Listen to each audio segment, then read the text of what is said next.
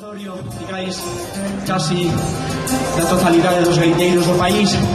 Nos vos presentamos sempre a música do país, a música tradicional, coa nosa impronta, coa nosa visión particular, traendo as raíces ao noso tempo, porque somos músicos de agora, do século XXI, e tratamos sempre de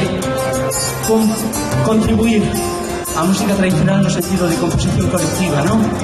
Tradición oral, pois nos quizás agora con máis coñecemento desde un punto de vista musical academicista, bueno, pois tratamos de aportar tamén o noso gran de area ao gran legado musical que nos deixaron os nosos maiores para todos e todas unha das mulleres máis hermosas do repertorio gaiteiro, e non podía ser de outra maneira que con nome de muller, Noelinda.